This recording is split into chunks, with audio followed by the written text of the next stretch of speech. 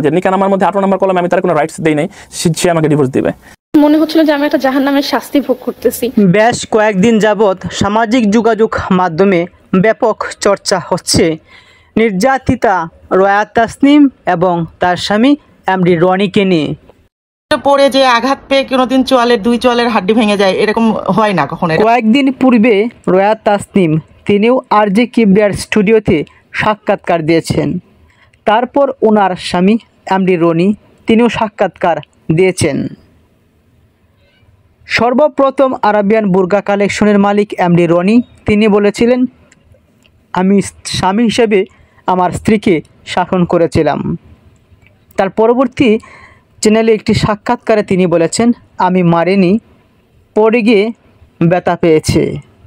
সম্প্রতি বিভিন্ন সাক্ষাৎকারে তিনি তার স্ত্রীকে নিয়ে নানা সমালোচনাও করে যাচ্ছেন যে সে আগের দুই বইয়ের পারমিশন ছাড়া রয়াকে কেন বিয়ে করছে। মনে হয় এমডি রনি তিনি দোয়া তুলসী পাতা।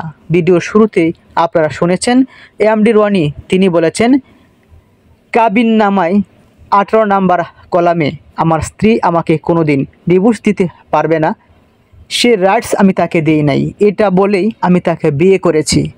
এবং তার স্ত্রী তিনি বলেছেন, আমার মনে হয় আমি জাহান্নামের মতো আযাব আমার এই স্বামীর সংসারে আমি ভোগ করতেছি। প্রিয় দর্শক শ্রোতা, অপরাধ কার, স্ত্রীর না স্বামীর? সম্প্রতি এমন নিউজ ছড়িয়ে পড়ায় অনেকেই মন্তব্য করছেন যে আমরা সুষ্ঠু বিচার চাই।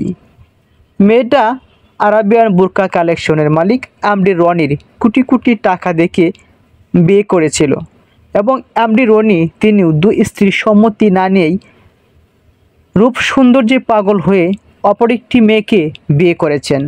এক কথায় বলা চলে যে মেয়েটাকে চলে বলে কৌশলে যেন তাকে কোনোদিন ডিভোর্স দিতে না পারে। তোমার পক্ষ থেকে আমাকে ডিভোর্স দিতে পারবা না, কারণ আমি যেহেতু রয়া তাসনিম অনেক সুন্দর চেহারার অধিকারী, পূর্বে যেহেতু দুই স্বামীকে ডিভোর্স দিয়েছে, তাকে হয়তো ডিভোর্স দিয়ে চলে যেতে পারে।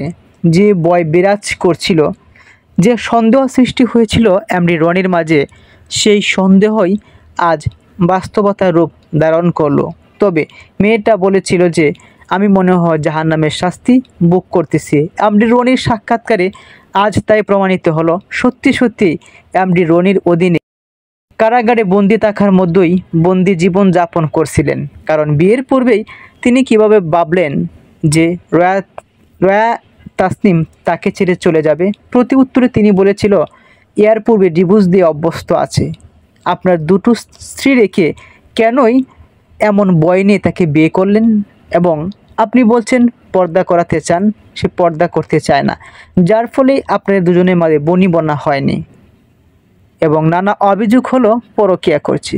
আপনি তো জেনে শুনেই একটি কন্যা সন্তানের মা এবং দ্বিতীয়বার ডিভোর্স হয়েছে তাকে বিয়ে করেছেন, তারপরও কেন তার বিরুদ্ধে এত অভিযোগ?